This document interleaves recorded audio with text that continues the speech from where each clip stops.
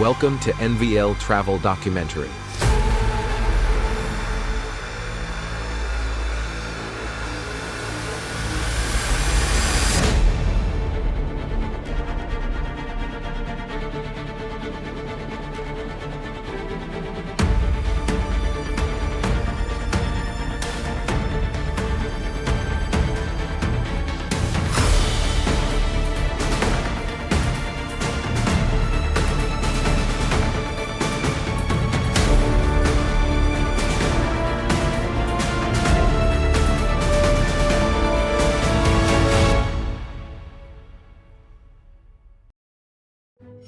They call it the City of Angels, but what if I told you that just beyond the glittering skyline there's another LA1 built not on dreams, but on desperation?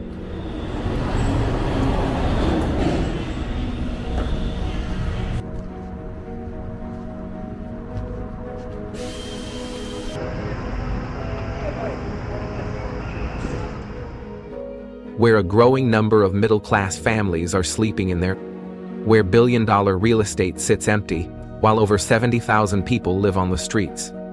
Where addiction, crime, and poverty don't just exist, they multiply in the shadows of luxury high-rises. This isn't fiction. These are the real, uncomfortable facts about a country many still believe is the land of endless opportunity. In this travel documentary, we're not just exploring landmarks, we're uncovering what lies beneath them. From housing injustice to policy failure, from personal tragedy to systemic greed, this is a side of Los Angeles you were never meant to see.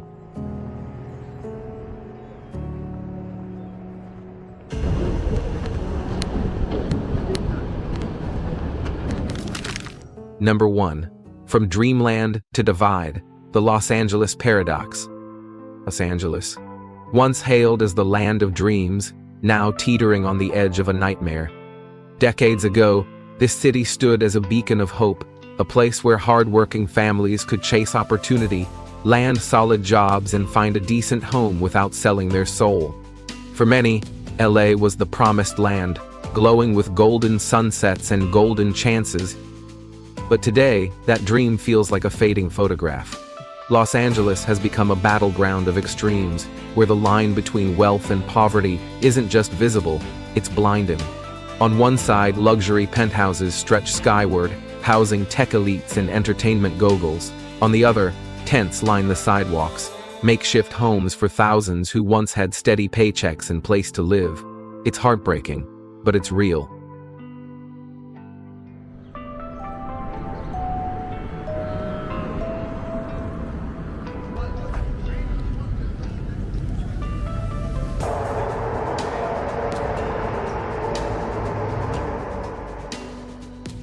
Here's a number that hits hard. As of early 2025, over 70,000 people in Los Angeles County are homeless. That's not just a statistic, it's a crisis. And it's not just the poorest who are affected. The middle class, once the backbone of this city, is being squeezed out. Skyrocketing rents, stagnant wages, and rising living costs have turned survival into a daily grind. A two-bedroom apartment now averages over $3,000 a month, while the median household income remains stuck around $75,000 per year. Do the math. Something doesn't add up. This growing chasm between the ultra-wealthy and everyone else is no accident. It's the result of policy choices, economic shifts, and a housing market that's gone completely off the rails. What used to be the city of second chances now feels like a city of closed doors. Yet, in this tension, there's a deeper story. A city wrestling with itself, with what it was, what it is, and what it might still become. The question now is simple but urgent. Can Los Angeles reclaim its promise? Or will it remain a city divided where dreams are reserved for the few and despair is handed to the many? Number 2. Middle-class homelessness, America's quiet collapse. In recent years, the face of homelessness in America has undergone a troubling transformation.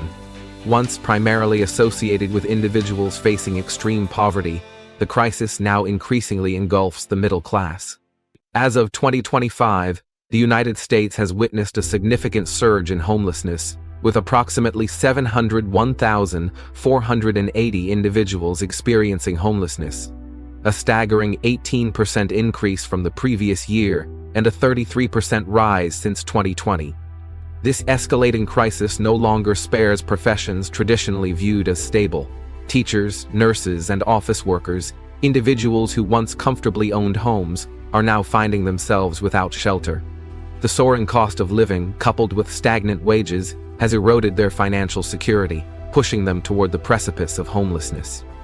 In cities like Los Angeles, the median home price has skyrocketed, making homeownership an unattainable dream for many. Faced with these harsh realities, many are adopting unconventional means of survival.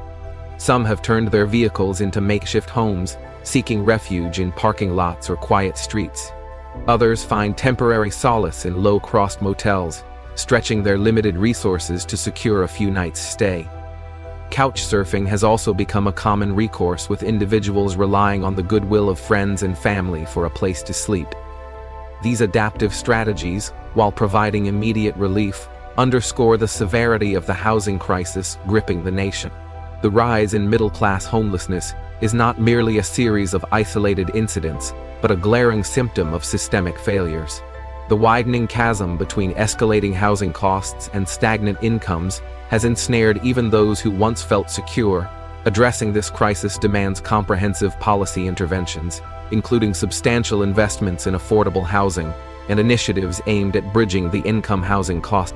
Without decisive action, the American dream of stable housing will continue to slip away for an increasing segment of the population. Number 3. The trickle-down housing myth. Busted. Let's talk about the big myth that's been sold to the public for years. If we just build more housing, prices will drop and everyone will benefit. Sounds logical, right? But in cities like Los Angeles, that theory, known as trickle-down housing, is falling apart fast. Here's the truth. Yes, more housing is being built, but it's not the kind average people can afford. What we're mostly getting are high-end condos and sleek apartment towers and far beyond the reach of teachers, nurses, office workers, and the majority of middle-income families. And even worse, many of these posh properties sit empty. Why? Because they're often scooped up by foreign investors or wealthy buyers who use them to park money, not to live in them. According to recent data, Los Angeles is short around 270,000 affordable housing units. Meanwhile, tens of thousands of homes in the city sit unoccupied. Some reports show that in recent years, over 46,000 homes were deliberately kept off the market as investments or second homes. That's not just inefficient, it's infuriating. And what's the outcome of all this? Prices haven't dropped, they've skyrocketed. The average rent in Los Angeles County is now around $2,700 per month. That's not just a squeeze, it's a chokehold for working families. Locals are being pushed out of their own neighborhoods, unable to compete with rising costs and stagnant wages. So no, building more luxury condos doesn't trickle anything down, it trickles people out. And until policies shift to prioritize affordable, inclusive housing, not just shiny real estate for the wealthy, the crisis will only deepen.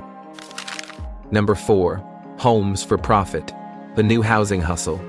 Let's be real, a home should be a place to live, grow, and build memories. But in today's world, it's increasingly treated like a financial instrument rather than a basic human need.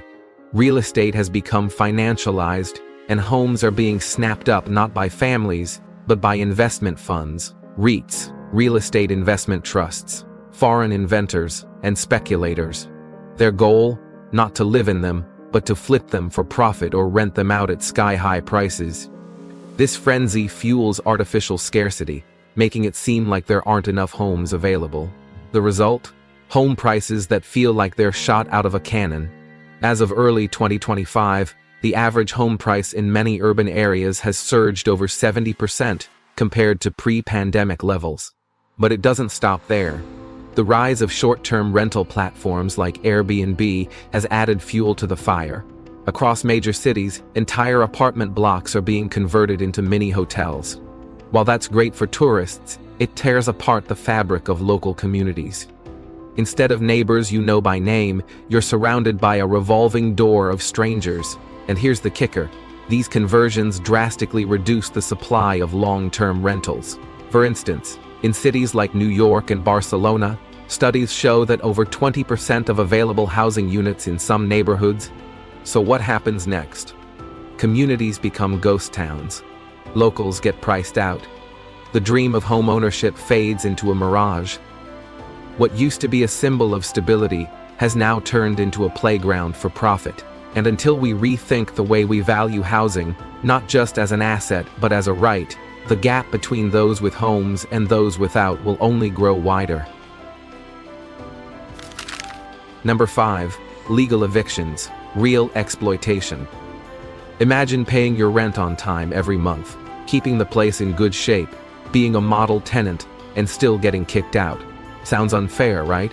But that's exactly what's happening across the country, thanks to legal loopholes that allow landlords to evict tenants without having to give a real reason.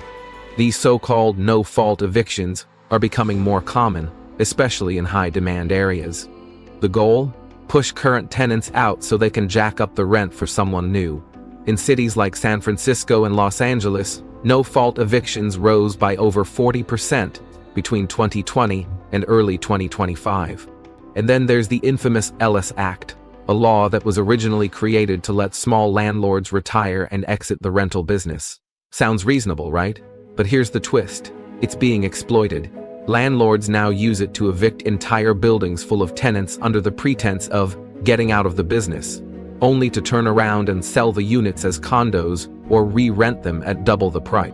In fact, data from California's Housing Rights Committee shows that since 2022, more than 70% of Ellis Act evictions were followed by property flips or luxury renovations.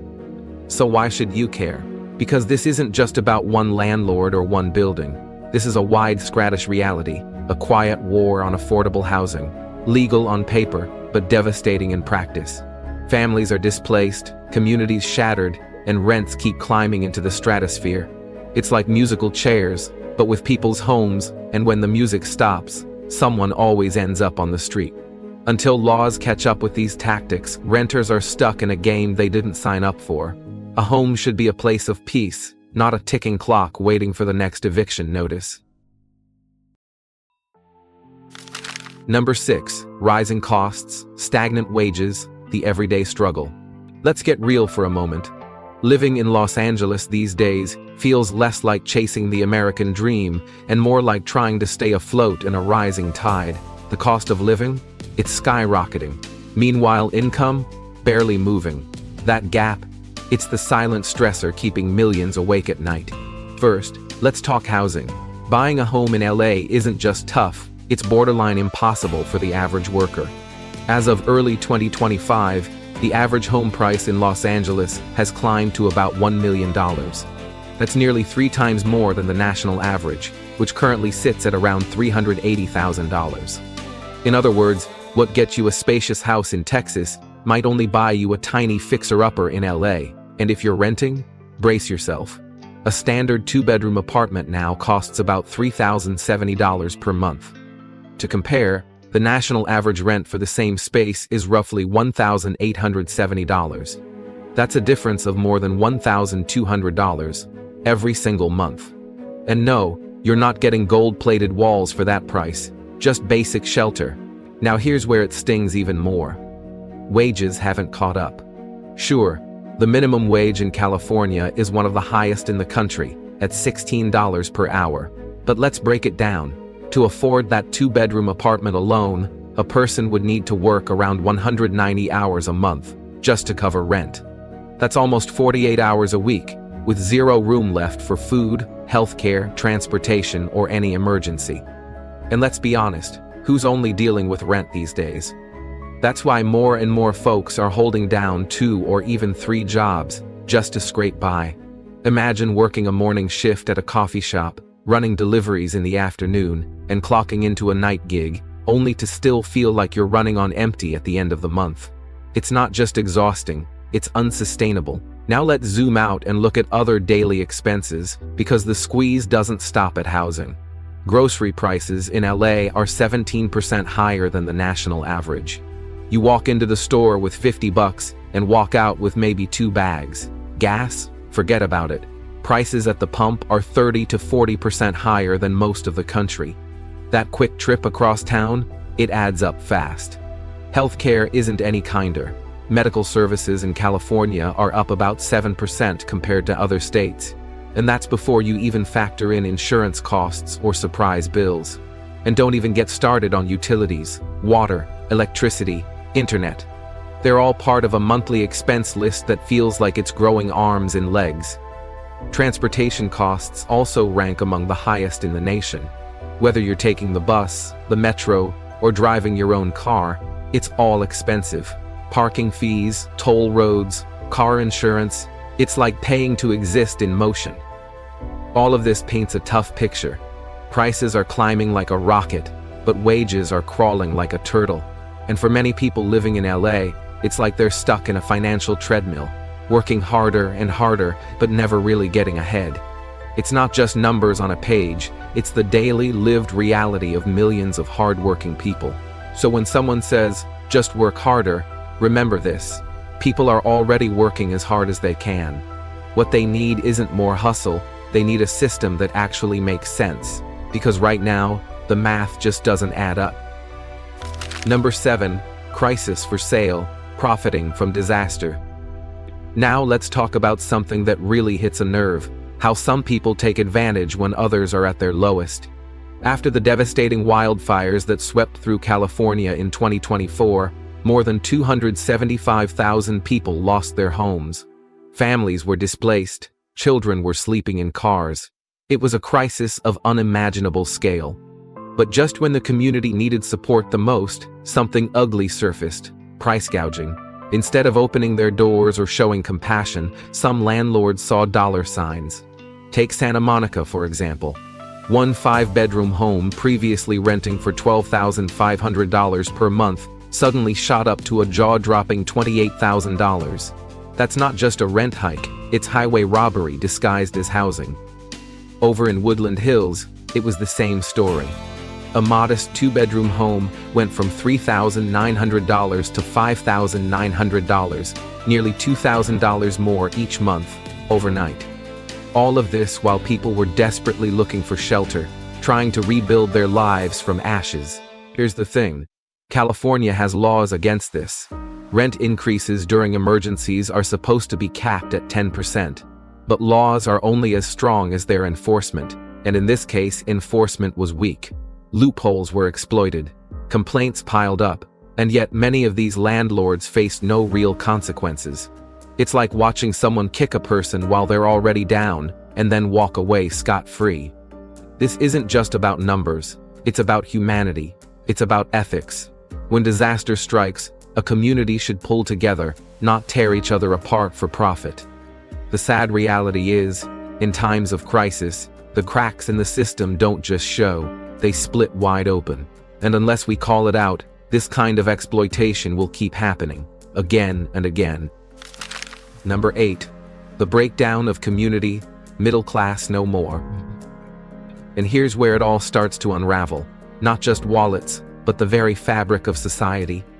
The slow disappearance of the middle class in Los Angeles isn't just an economic story. It's a social earthquake, and we're all feeling the aftershocks.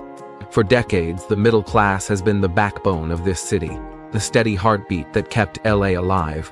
They were the teachers, the nurses, the small business owners, the essential workers. But now, that backbone is breaking.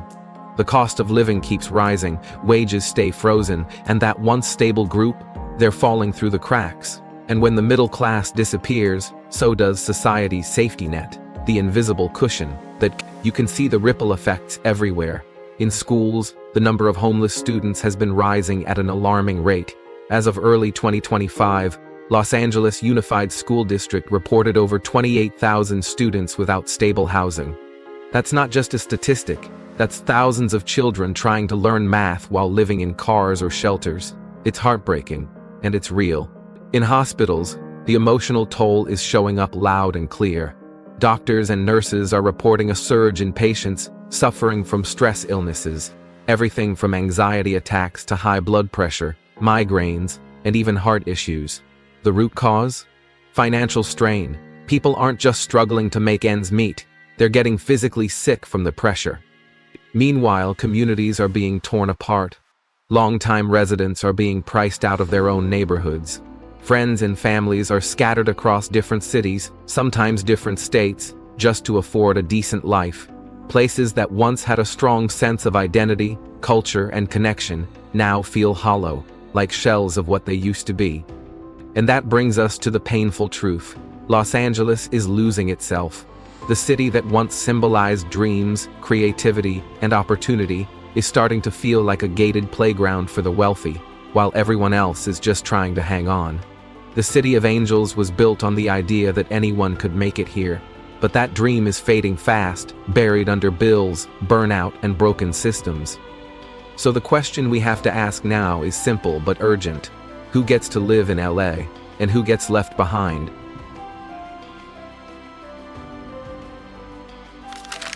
Number 9. Saving LA. It's now or never. So, where do we go from here? If Los Angeles is slipping through our fingers, what can we actually do to pull it back? Because here's the thing, this city is worth saving, but to do that we need more than band-aids. We need bold, concrete solutions that hit at the root of the problem. First, we've got to get serious about rent control. Not the kind with loopholes you can drive a moving truck through, but real, enforceable limits. Right now, landlords can hike prices beyond legal caps, and often, nothing happens. That has to change. We need to close the legal loopholes, increase enforcement, and make sure that tenants aren't being squeezed out of their homes, especially in times of crisis. Second, it's time to draw the line on real estate speculation. Los Angeles has become a playground for wealthy investors and foreign buyers who treat housing like a stock to flip, not a place for people to live. It's pushing prices through the roof and pushing residents out. There must be clear limits on foreign and speculative investments, especially in residential neighborhoods. Third, we need to rethink what we're building and who we're building it for. LA doesn't need more luxury high-rises with rooftop pools and valet service.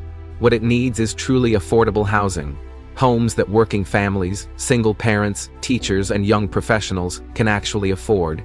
We're talking about a city where a barista or a bus driver can still live with dignity, not be exiled to the outskirts. At the heart of it all, we have to shift our mindset. Housing is not a luxury, it's a human right. A roof over your head should never be something only the wealthy can afford. Finally, accountability has to be more than just a word on paper. There should be strict oversight on landlords who exploit emergency situations to jack up prices. If someone tries to profit off disaster, they should face real consequences. No more slaps on the wrist. It's time for serious enforcement that protects the people, not just the property. Because if LA wants to call itself a city of opportunity, then it has to be a city where people can live, not just survive. The future of this place depends on what we choose to protect, profits or people. And honestly, it's time we start choosing the people. A city once known for dreams and endless opportunity, now facing a crossroads. Through this journey, we've seen how rising costs, policy gaps, and unchecked greed have chipped away at the very soul of LA. The middle class is shrinking, communities are fracturing, and the promise of this city, the idea that anyone could come here and make a life, is slipping further and further out of reach. But this isn't just a story about loss, it's a call to awareness. Because cities like LA don't collapse overnight, they erode slowly, decision by decision, until what's left is unrecognizable. Yet in that erosion, there's still hope. If we start making different choices, prioritizing people over profit, homes over speculation, we might just turn the tide. If this story resonated with you, or opened your eyes to a side of LA you hadn't seen before, I invite you to leave a comment below and share your thoughts. Have you witnessed these changes firsthand? Do you believe we can still reclaim the city's promise? And if you'd like to see more stories like this, real people, real places, and the truths behind the postcard views, don't forget to like this video and subscribe to NVL Travel Documentary. We explore not just the beauty of the world, but the complexity that lies beneath it. Until next time, travel with heart, and always look deeper than the surface.